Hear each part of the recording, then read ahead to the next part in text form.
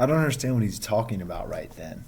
It's only later I figure out that it wasn't any real acid in the squirt gun. It was soap and vinegar and curry powder that made Killer Kane think his eyes were burning up. And Killer Kane, who's still rubbing frantic at his eyes and begging for help when they put the handcuffs on him and shove him into the back of the police van. All I've got room to think about is poor Loretta. That's what I'm telling the cops, that she's down there in the cellar. I'm afraid that no one's listening, but they must be, because right away they're running, bringing her up out of the cellar, and Iggy's running to her and crying out her name. She's still breathing, somebody says. Then Graham is shoving through the crowd of cops, and Grim is right behind her, and Gwen is there, too. And everybody's making a big sloppy fuss, especially Graham, who's hugging me so tight I can't hardly breathe. The fair Gwen is hugging Freak, and she's saying, I told you to stay in the car, didn't I? Didn't I? Freak is looking over her shoulder at me, looking over Graham's shoulder, and he gives me the thumbs up sign as she carries him away. Freak the Mighty, he says. Freak the Mighty strikes again. Chapter 21, The Accident of Nature. We all of us had to go down to the police station, of course, where they took a bunch of pictures of the bruises on my neck, and then they insisted I needed x-rays, and so we had to go over to the hospital and get that done, and then go back to the police station again, which wore on my nerves as much as being kidnapped. Grim, the second time we go to the cops, he's sitting there in this room with me waiting, and he says, I can't tell you what it was like coming up out of the basement and seeing the double track of footprints in the snow. I knew it was him. I just knew in my heart.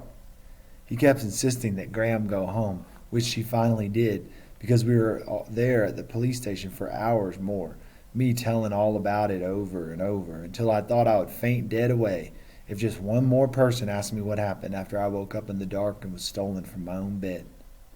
Grim, he just keeps patting me on the arm and saying, This is important, Max. Maybe this time they'll lock 'em up for good.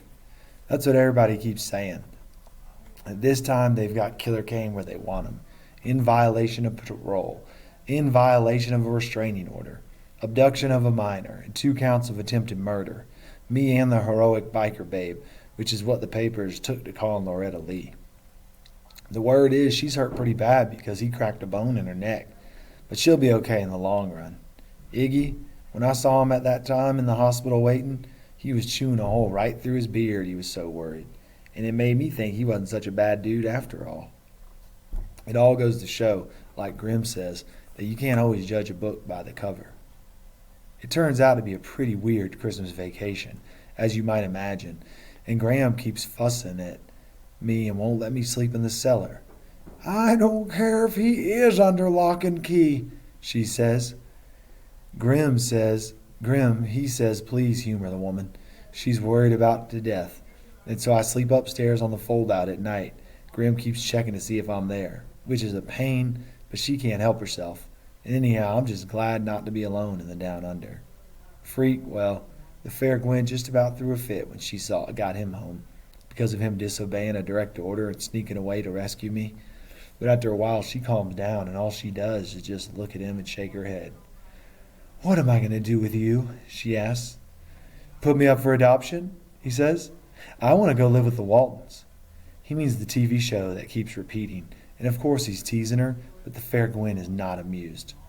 No more crazy adventures or dangerous quests, young man. You have to be careful, she keeps saying. Extra careful.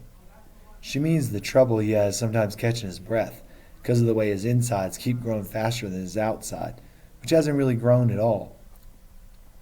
Freak goes into the medical research place every few months now, which is a real pain, not that it actually hurts. Dr. Spivak says, my unique status as a marvel of genetic aberration makes me an object of intense curiosity. He says in that lofty way of his. Specialists from the world over are familiar with my case. What about the secret operation? I ask when the fair Gwen can't hear us. The one where you'll get a robot body.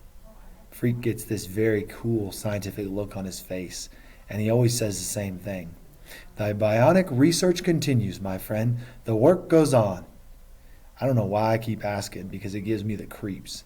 You'd think I could be as cool as Freak about the idea, because it's him that's going to get a new bionic body. But just thinking about it makes me want to jump up and run around. I keep telling Graham that when Freak is in the hospital for his tests, I shouldn't have to go to school because we're like a team, but she won't buy it. I know Kevin has been a great help to you, she says, but you have a brain of your own, haven't you, dear? Yeah, right. The other thing about school that's different after Christmas vacation is how jealous everybody is that we got our pictures in the paper and on the local TV. Miss Donnelly in English calls us the dynamic duo, and she puts a cutout picture from the paper up on the bulletin board. Wouldn't you know some goon put mustaches on us the very first day? Freak says he looks cool with a mustache, and he can't wait to grow one, and he makes Miss Donnelly leave the picture up. Me, I'd just as soon forget about the whole thing. I really hate the idea of having to testify at the trial and tell what really happened, but everybody says I have to if I want him locked up for the rest of his life, which I do, especially after what he tried to do to poor Loretta, who was only trying to help. They can't make you if you don't want to, Freak says. A son doesn't have to testify against his father. Grim thinks it'll do me good.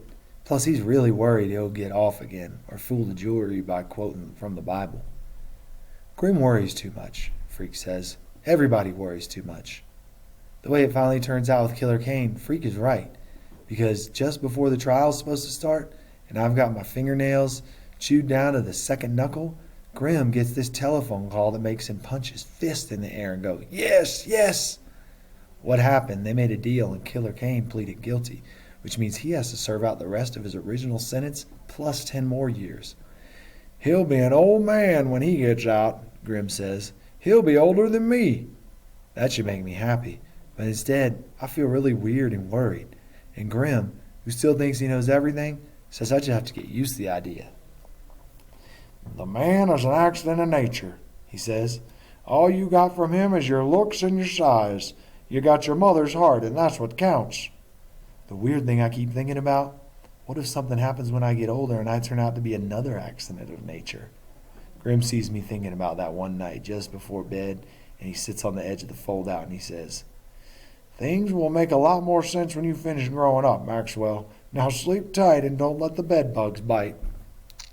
Grim means well, I know that, but sometimes he says the numbest things, because it's growing up that worries me.